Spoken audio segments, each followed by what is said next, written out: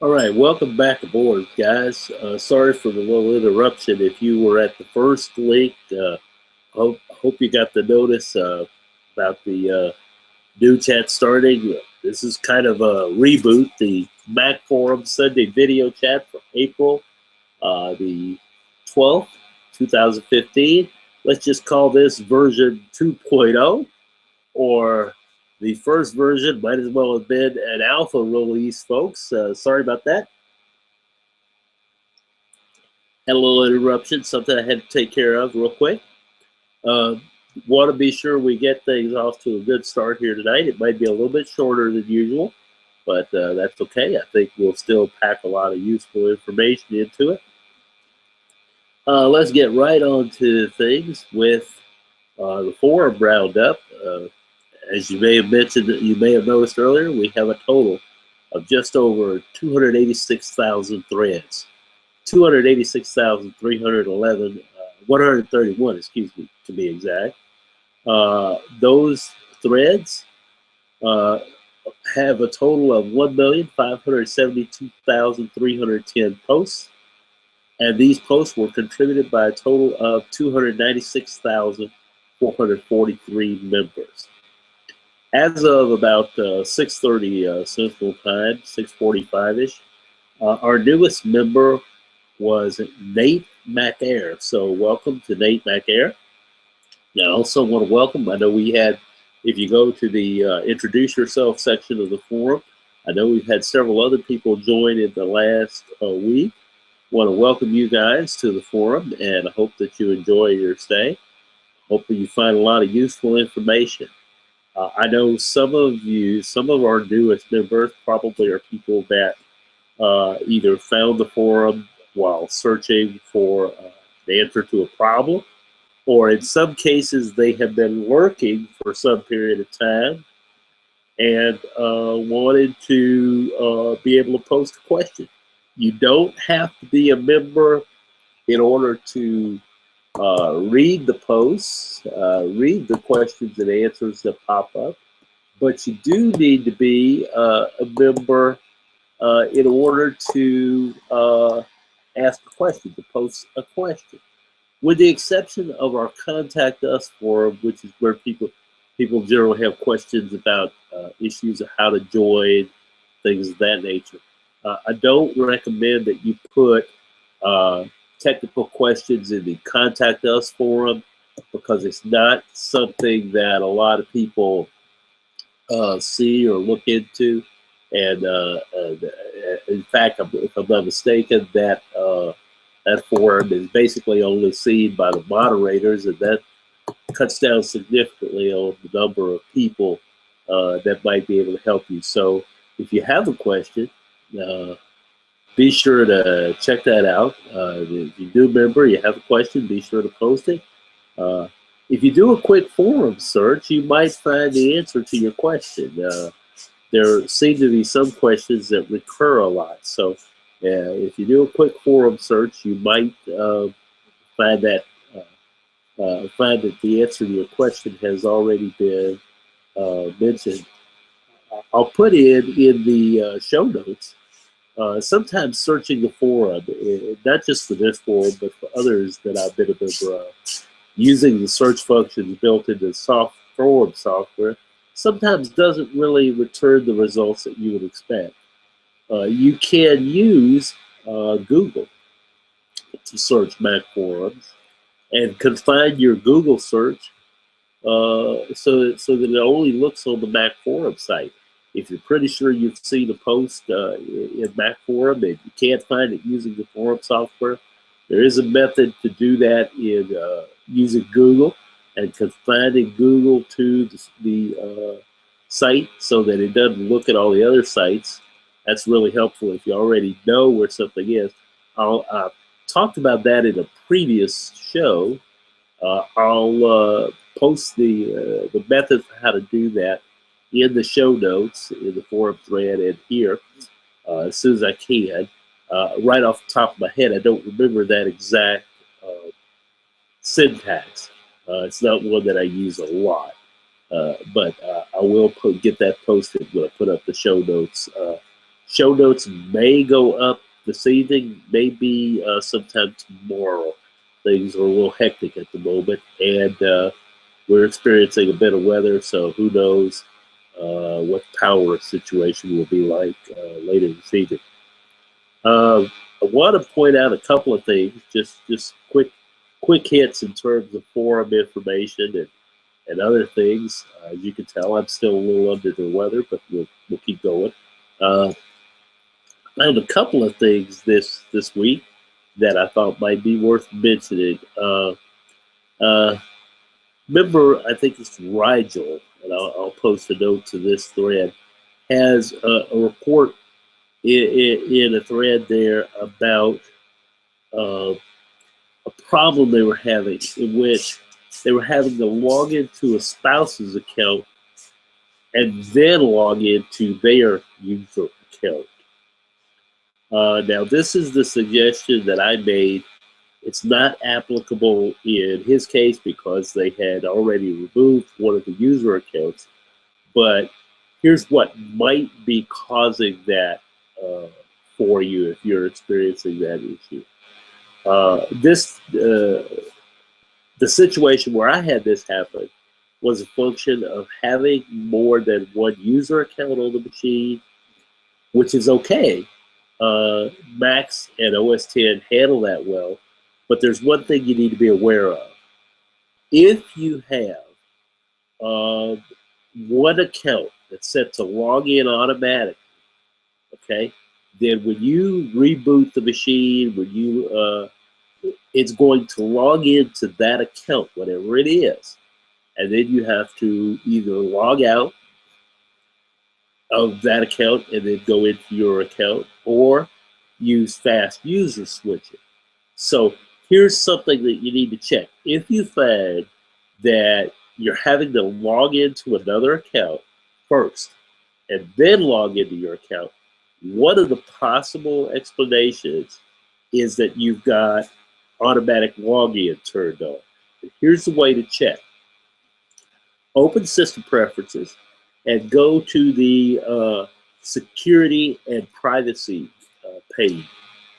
When you get there, unlock that page. You're going to need to enter an administrator password, unlock that page, and click on the General tab. Look to see, when you get to the General tab, look to see at the setting that says Disable Automatic Login. You want to make sure that's checked.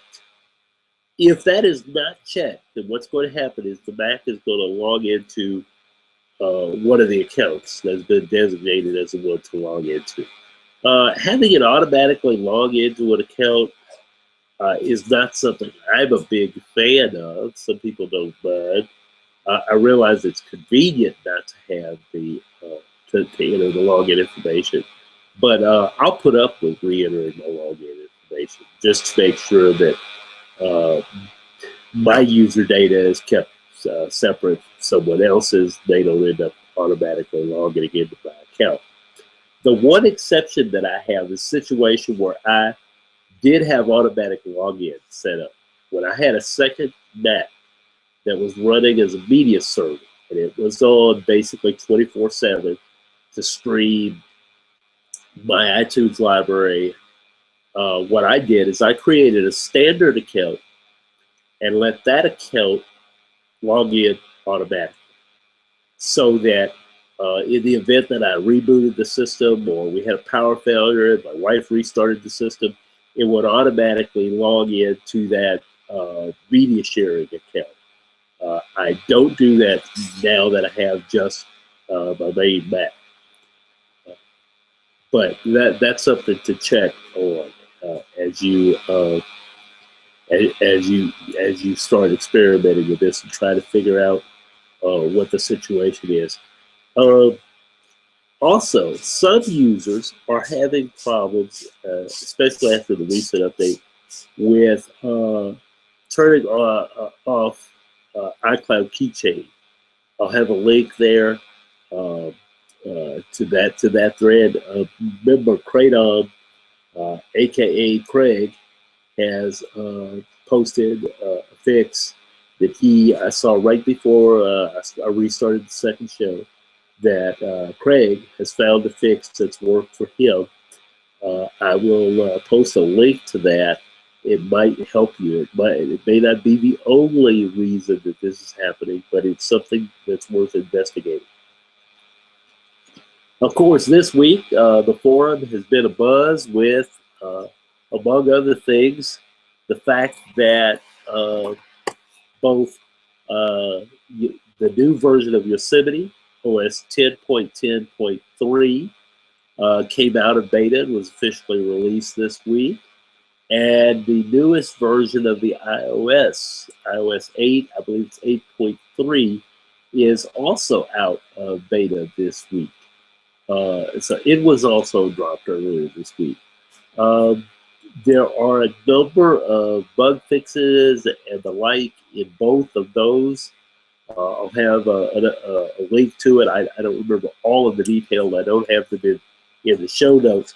But there is a security fix that is included in this update, in this Yosemite update, going to 10.10.3. And this is a situation, I don't want to try to get too far into the weeds here on what happens, but apparently the security problem is that under other versions of OS 10, certain system preferences and other things that would normally run as your user get elevated to super user status, which means they can do anything. And so there's a bug there when exploited could result in a process that's normally run as a user process, say one of the system preferences, could be run as super user and cause some havoc. Apple has released a fix for this. It's one of the things that was fixed in 10.10.3. So if you're running Yosemite, you probably want to do the update. There's some question as to whether a similar fix will be introduced for Lion, Mountain Lion, and Maverick. It just depends. Right now, it doesn't look like it, but I can't guarantee you that. There are things that I've seen on the web that say that there isn't going to be a similar fix for those. But I'll post a link to the article about that so you get a full understanding of what it is. It could really go into the weeds here if we try to do this in a discussion, particularly with me being the only one discussing it. So I'll have an article there about that. And then for a complete rundown, that's just one of the changes in Yosemite, in the newest incarnation of Yosemite. For a complete rundown, you need to, I have a link there for both the rundown on the changes to Yosemite 10.10.3 and also for iOS 8. And that, one of the things that was included in the Yosemite update is Apple's Photos application. Photos is the application that Apple has in mind to eventually replace iPhoto. There's been some discussion on the forum as to whether Photos is a good alternative. Apple certainly has some ideas about where they want to go with Photos, and in reference to iPhoto. I did not use iPhoto a whole lot. I played around with Photo a little bit during the beta. If you are familiar with the photo editing in the iPhone operating system in iOS, you are somewhat familiar with what goes on in Pages. There's a lot of similarities. So that's going to be an interesting transition. I plan on playing with it a bit more in the coming weeks and making some judgments. In some ways, the interface reminds me a little bit of some of the third-party apps, photo editing apps that are available now. Although I couldn't really tell you which one is the best comparison, because as I say, I'm only just now beginning to play with photo and see how it goes. But so far, I like what I see. But as I say, I don't have a huge collection of photos installed at the moment. Uh, those of you that have used iPhoto, it does take a little bit of an adjustment. I'll have a link in the show notes about some of the features for photos as well, and what are some of the potential things that you might like about it. And the last little tidbit that I had uh, is there is some discussion at the moment, although it's still up for debate, about whether Android Wear support, which is the support for some of the Android wearable devices, may soon appear in Apple's iPhone. It's still open for debate, but the idea is that it would support many of the same functions that they're capable of when paired with Android phones through a companion iOS app. There's some discussion on the web at the moment about whether this is going to happen. Some sites would lead you to believe that it's a foregone conclusion, and some would lead you to believe that Google hasn't quite made up its mind yet. I know that there are a lot of Android device users that probably hope that it would make its way into the iPhone, because the Android device, I know for a fact that we have a number of forum users who have either iPhones and Android tablets, or the opposite, have the iPad and an Android phone, and they certainly would like to have some of the functionality that you have would be when you have the iPhone and iPad working together, uh, both with the current OS. There's some functionality there, some cross functionality that's a little harder to implement at times if you are dealing with Android on one and iOS on the other. Uh, and I know that with the announcement of Apple's iWatch, which I believe they're taking pre-orders on at the moment, and everybody's anxiously awaiting the release, the official release later this month. I believe it's the 24th. I know there's going to be some renewed interest both in the iOS within the Apple Watch and also within Android. There are a couple of Android-based devices, watch devices, that are already out with varying degrees of success. I kind of hope to see an app that would bring that continuity between the Android wearable devices and iOS. Hopefully they'll get that worked out. I think it mainly, not because of anything I have against the iPhone, the way it's implemented. I don't plan on going into wearable computing for a little while. I'm going to kind of sit back and see where it's going. But I think it's always good to have when you multiple vendors solving a problem and working at it from different perspectives. What works for one user might not work as well for someone else, and it's always good for the overall health of the platform to have more than one option. I know before I got the iPhone, I had a Palm Pilot phone. One of the well, I had a couple of had a Palm phone at one point, and that had some PDA functionality, and then I had a Palm. I started with a Palm PDA, then I shifted to a Palm-based phone, and then got a different Palm PDA at one point. And for a while, the Palm desktop software worked, and worked really well enough to do what I needed to do. My needs were not extensive. All I needed was basic syncing functionality. And then I went through a period of time where the Palm software just didn't seem to cut it anymore. Ended up getting a third-party utility, but that utility was still dependent on the palm conduits being in place on the hard drive. And the problem with that is that at some point, I believe it was during Snow Leopard, the Palm stopped updating these conduits. And it seemed like every other OS update would break these conduits, and it would be a nightmare to get fixed. I remember what finally pushed me into getting an iPhone. I wasn't real happy with the phone I had because of the keyboard. Even though it had a QWERTY keyboard, the keys were really small.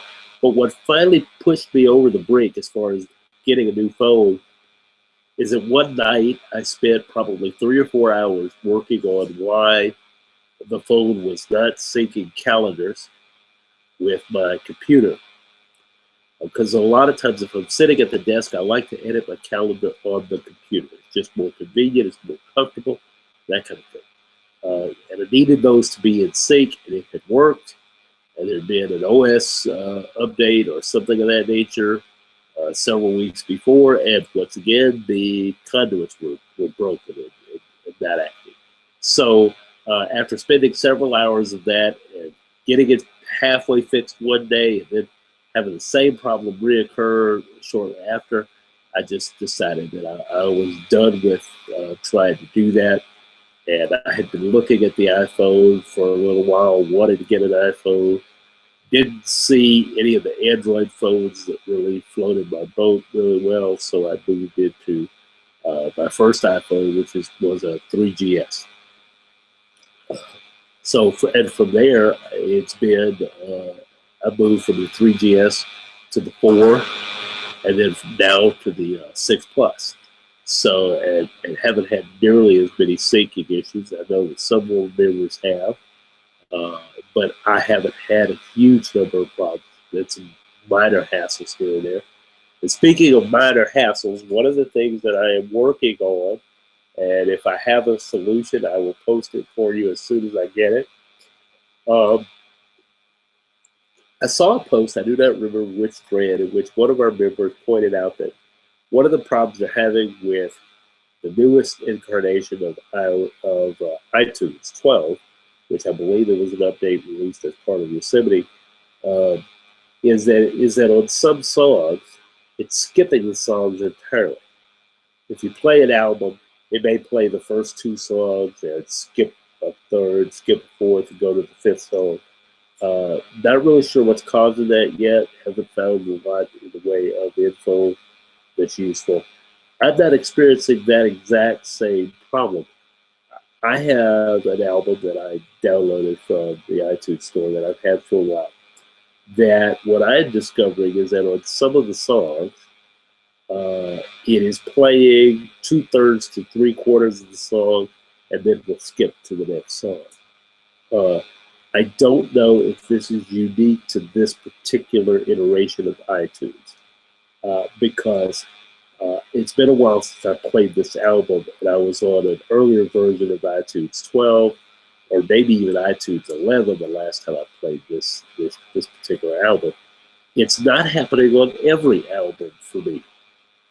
This is a function, so far I've only found one, but I haven't played through a huge quantity of my music yet. So if I find a solution to that, I'll pass it on to you in an effort to try to make things a little nicer for you. And as I say, excuse the voice, I know I sound kind of weird tonight, a little bit more congested than I have been the last week or two. Hopefully you can forgive me for that. But that's going to do it for about our tips and tricks and news roundup, etc. for this evening. I apologize for the earlier kind of false start of sorts. Hopefully you found some useful information there. We will be back next week, as far as I know, barring unforeseen disasters of one kind or another.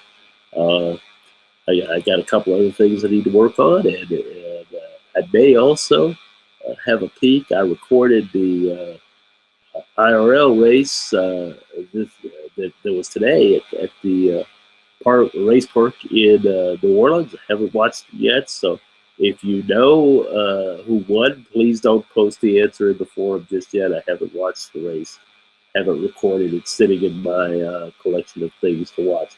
So if you know, don't post any spoiler alerts or anything of that nature. Looks like it's going to be a really good venue. This was the inaugural IRL race in New Orleans. Actually, they were right outside of downtown New Orleans, I believe, in Avondale. So looks like it's going to be an interesting venue that hopefully that'll become a tradition of some of sorts in the IRL circuit. So if you already know the answer, please don't tell me. Don't send me a PM telling me the answer. I'm going to try to watch the show, watch the race probably tomorrow. So don't tell me. Just post a spoiler alert and I'll skip the thread. Let me know it's a spoiler alert. I'll skip the thread until after I watch the race. That's going to do it for this week. I hope that you've enjoyed it. I want to thank you for giving me your time, and I will. This is your host, Sly Dude, on the forum. You find me under the name Sly Dude.